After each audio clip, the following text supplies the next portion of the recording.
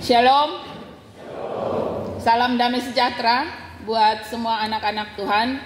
Kita kembali berjumpa di dalam ruang kebaktian ini untuk kita masing-masing, semua kita, saya dan saudara, kembali diperlengkapi untuk terus bertumbuh dalam hal yang benar, dalam menjalani siara iman kita.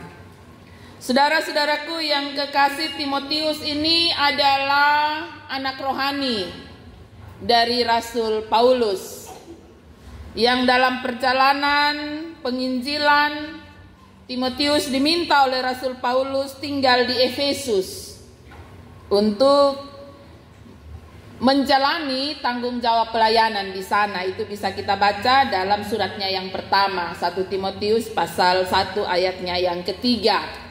Dalam perjalanan pelayanan, Rasul Paulus akan melanjutkan perjalanan ke Makedonia dan Timotius diminta untuk tinggal di Efesus dan melanjutkan pelayanan di sana. Tentu ini tidak mudah bagi Timotius karena biasa dia jalan sama-sama dengan pembawa rohani.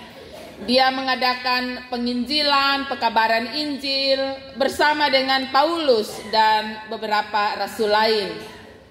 Dan ketika ia ada di Timotius, bahkan di Efesus, bahkan dicatat oleh surat pertama Timotius bahwa Paulus mendesak dia. Artinya dia bilang, be masih muda nih, ya. Paulus adalah seorang yang masih muda. Beta masih muda, beta harus ditinggalkan sendiri karena Paulus melanjutkan perjalanan pelayanan ke Makedonia. Dan karena itu ini menjadi kesulitan tersendiri bagi Timotius untuk mampu menjadi seorang pelayan yang mesti menjadi contoh dan teladan bagi umat Tuhan yang ada di Efesus. Apalagi kondisi jemaat Efesus tidak mudah juga. Kalau kita membaca perikop sebelum dari pasal 3 ini ayat 1 sampai ayat 9, kita menemukan bahwa Paulus menerangkan kondisi kehidupan pada masa itu pada umumnya. Dalam pasal 3 ayat 1 dan 2 sampai 5 bahkan dikatakan bahwa kondisi kehidupan manusia pada akhir zaman adalah mereka manusia yang hidup menurut kedagingan. Dalam ayat 2 sampai 3, 4 jelas di situ dikatakan bahwa mereka mencintai diri sendiri, menjadi hamba uang, suka membual, menyombongkan diri, pemfitnah, suka memberontak terhadap orang tua, tidak tahu berterima kasih, tidak mempedulikan agama dan lain-lain. Ada banyak sekali dicatat dalam perikop sebelumnya. Dan berhadapan dengan kondisi jemaat yang demikian, Timotius harus menjalankan tanggung jawab pelayanan, di mana dia juga disebut bahwa dia adalah orang muda. Karena itu dalam beberapa kali nasihat Rasul Paulus dalam suratnya yang pertama, dia menasihatkan Timotius untuk tetap menjaga komitmen beriman. Dalam pasal 4 ayat 12 dia bilang, jangan seorang pun menganggap engkau rendah karena engkau muda, jadilah teladan bagi orang percaya. Jadi ini sebuah tugas yang berat. Maka kita dapat memahami kenapa ketika Paulus meninggalkan Timotius di Efesus, Paulus harus mendesak dia. Karena tentu ada tawar menawar di situ. Dia bilang, berat Bapak, ini sendiri nih berat. Tetapi Paulus memberi penegasan kepada Timotius tentang bagaimana ia harus hidup di tengah-tengah kondisi zaman yang tidak baik-baik saja. Dia harus tetap hidup, dia harus tetap menjalankan tanggung jawab pelayanannya, dia tetap harus memegang integritas hidupnya, dan yang lebih daripada itu, ia harus memiliki keteladanan akan bagaimana orang percaya itu hidup. Saudara-saudaraku yang kekasih dalam kasih Tuhan kita Yesus Kristus, Timotius juga menghadapi situasi pelayanan yang tidak mudah, yaitu ada pengajaran sesat. Sementara hidup di tengah-tengah jemaat, ada orang yang berusaha untuk menjalankan atau menyampaikan pengajaran-pengajaran sesat sehubungan dengan berita keselamatan oleh karya Yesus Kristus. Karena itu Paulus mengingatkan dia di ayatnya yang ke-10 bacaan kita. Paulus ingat dia, tetapi engkau. Jadi dalam perikop sebelumnya ketika Paulus menerangkan bahwa ada banyak orang yang hidup suka-suka, yang hidup menurut kedagingan, yang hidup sebagaimana yang tercatat di ayat 2, 3 dan 4, ya, orang hidup iko dia mau. Maka Paulus menuliskan dalam bacaan kita, dia bilang tetapi engkau, ya.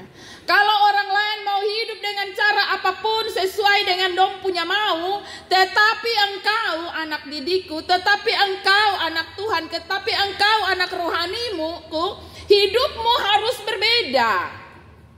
Hidupmu tidak boleh ikut arus, hidupmu tidak boleh sama-sama dengan dong, ya.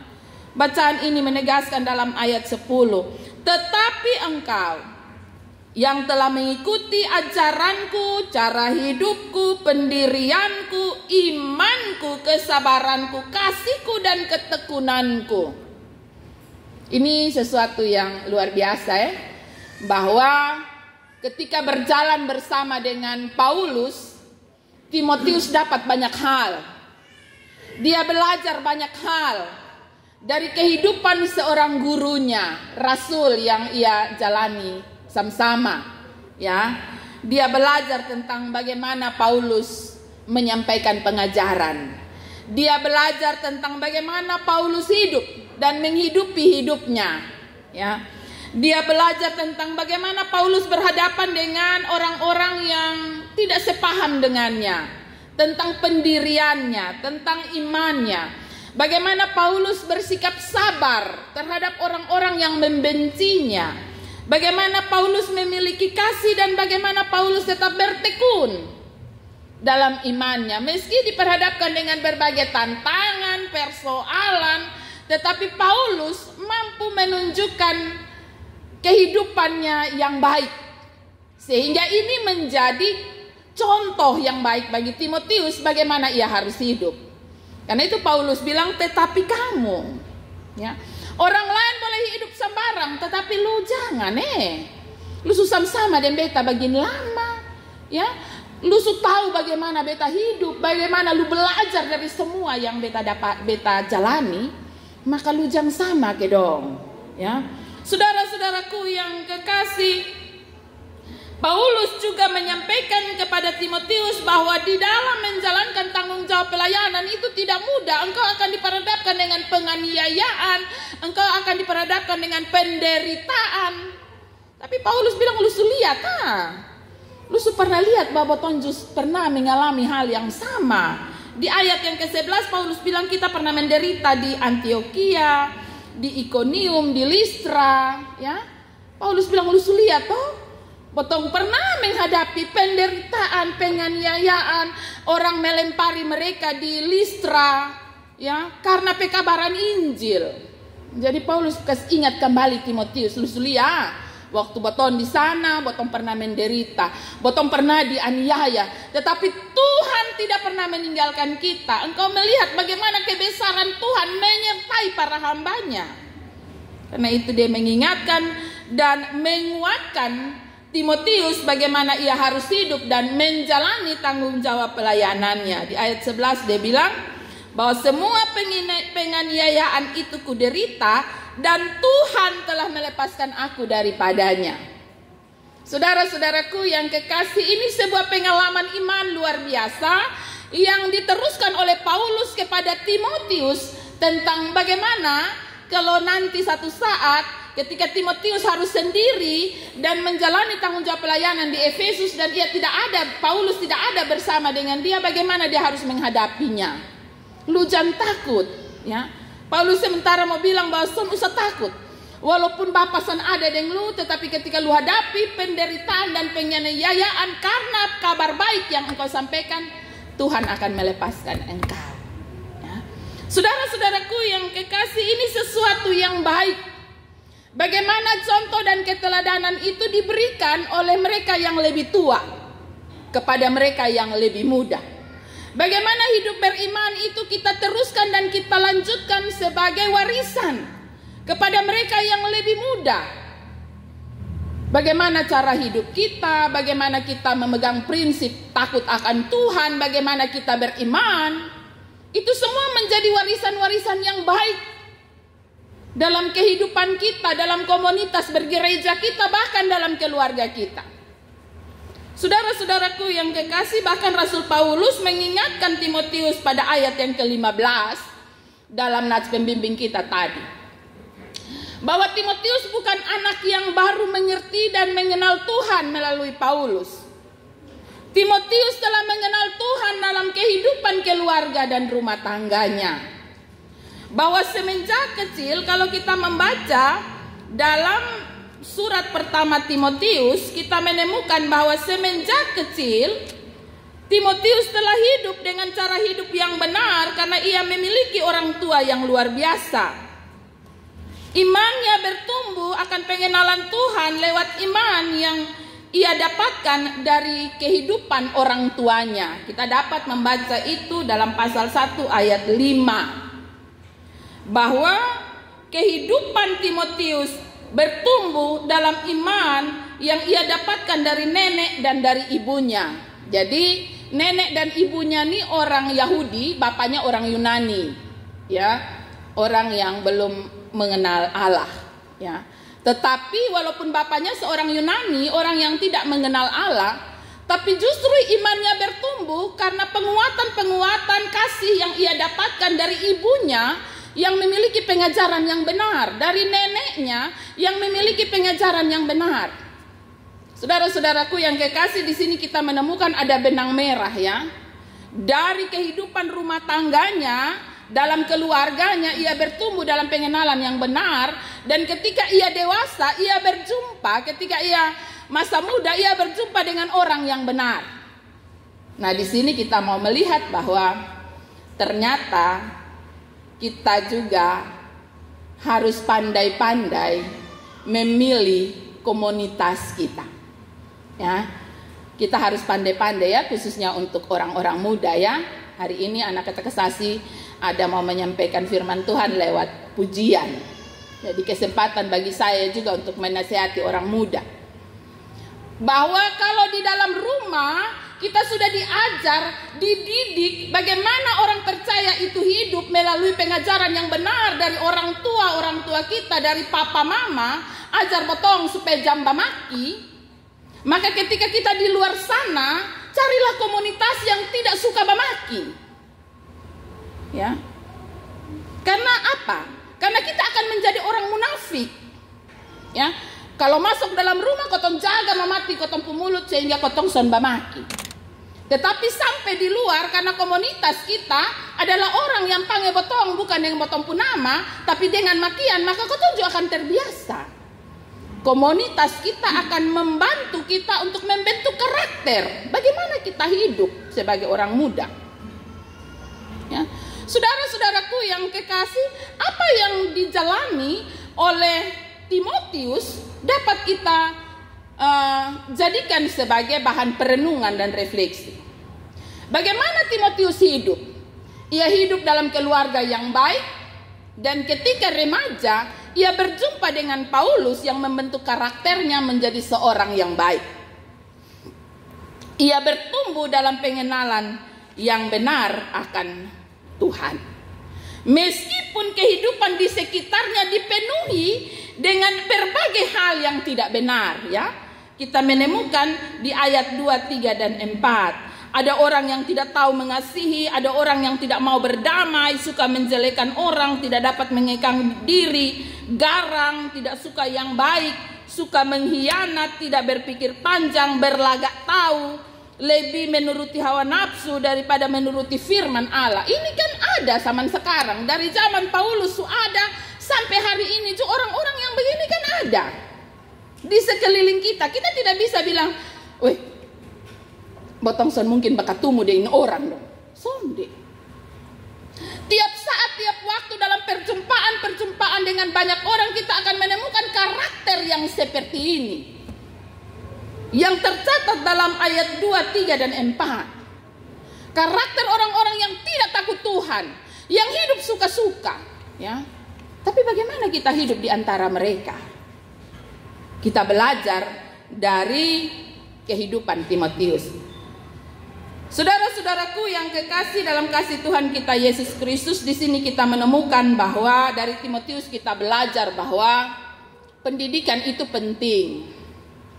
Baik itu pendidikan secara non formal. Pendidikan non formal ini ya moto hari-hari jalan ya. Di dalam rumah kita dididik oleh keluarga orang tua kita. Kita mendapatkan pengajaran dalam komunitas-komunitas kita, lingkungan bergaul kita, kehidupan berkantor kita, tempat kerja kita dimanapun, itu banyak sekali kita mendapatkan didikan di situ.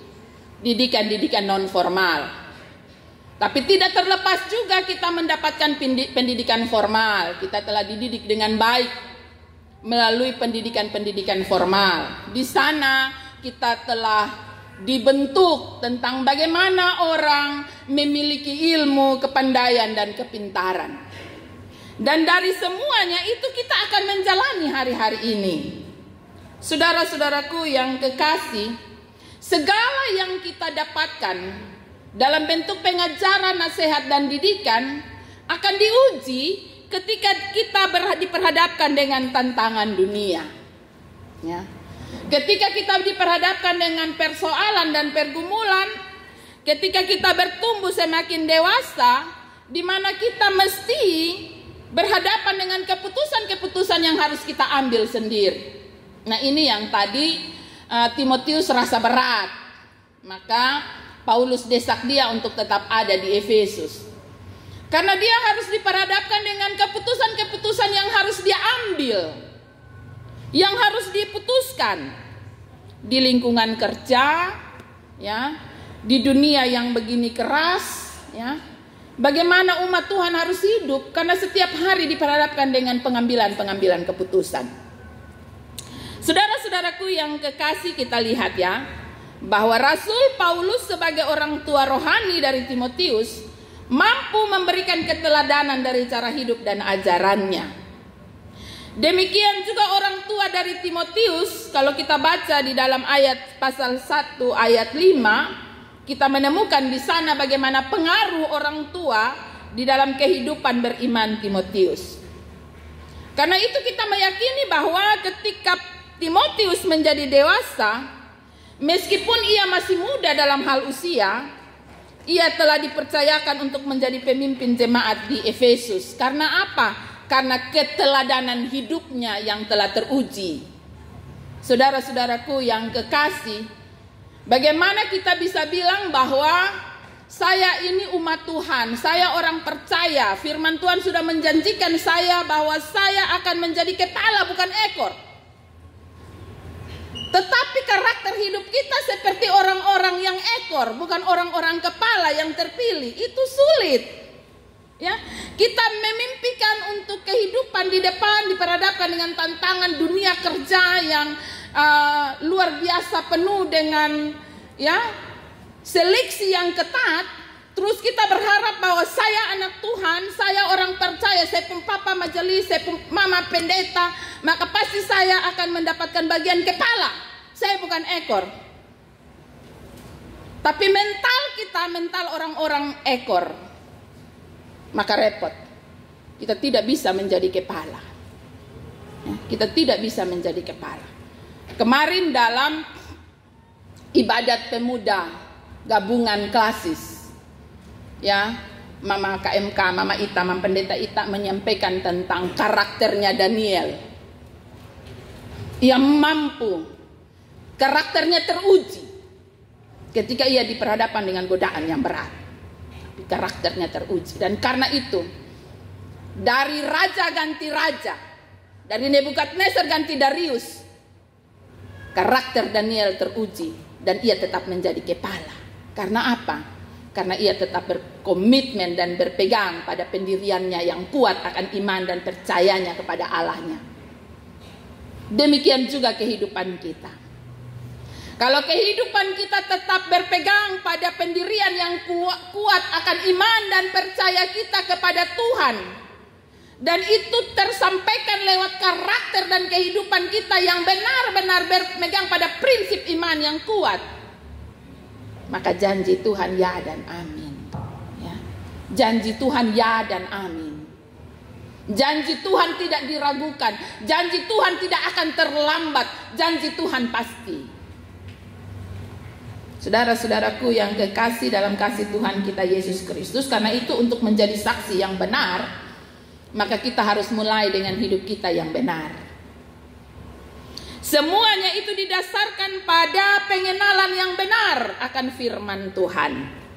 Bacaan kita mengatakan dalam ayat 15, ayat 16 dan ayat 17. Ayat 16 mengatakan bahwa segala tulisan yang diilhamkan Allah bermanfaat untuk mengajar, untuk menyatakan kesalahan, untuk memperbaiki kelakuan, untuk mendidik orang dalam kebenaran. Nah ini menjadi landasan pijak dalam kehidupan beriman kita. Ya, kita telah dididik, dibentuk dengan baik, dan kita harus berdiri di atas firman Tuhan yang benar. Bagaimana kita harus hidup? Kita bilang kita orang percaya, tapi kita tidak pernah suka dengar firman Tuhan. Begitu baca Alkitab langsung mengantuk. Kemudian rencana mau baca satu pasal, jadinya baca 2 ayat terus selesai. Simpan sudah Alkitab, angkat HP. Pegang HP, mata menyala. Ya, tapi begitu pegang Alkitab, baca 2 ayat, mengantuk. Lalu kita mau berdiri di atas dasar yang mana? Itu soalnya. Dasar kita mesti memiliki dasar yang kuat, yaitu firman Allah. Karena hanya firman Allah lah yang akan menyatakan kesalahan kita, ingat kita tentang kesalahan kita. Hanya firman Allah lah yang akan menolong kita memperbaiki tingkah laku kita, mendidik kita dalam kebenaran. Ya, bukan TikTok, bukan Instagram. Memang di TikTok, di Instagram, di FB, ya, ada banyak kata-kata mutiara, ya, dari orang-orang hebat. Tapi dari mana mereka mendapatkan kata mutiara itu? Hanya dari firman Tuhan, tidak dari lain. Karena itu jangan dengar, hanya dengar dong, tapi cari dari sumber asli. Ya. Sebagai anak-anak Tuhan, belajar dari yang aslinya. Yang aslinya hanya ada di firman Tuhan. Karena di dalam firman Tuhan, semuanya ini diilhamkan oleh Allah. Kita diberi hikmat pengertian yang benar. Dan ayat 17 mengatakannya demikian. Tiap-tiap manusia kepunyaan Allah, ingat ya, tiap-tiap manusia kepunyaan Allah diperlengkapi untuk setiap perbuatan baik. Ya, saya dan saudara, ketika kita rajin membaca firman Tuhan, saya dan saudara terus diperlengkapi untuk mampu berbuat baik di sepanjang kehidupan kita. Karena itu berpeganglah teguh pada kebenaran, tetaplah berjalan dalam kehidupan kita dengan kepastian bahwa Tuhan yang menuntun langkah kita ke depan. Tuhan Yesus memberkati firman-Nya. Amin.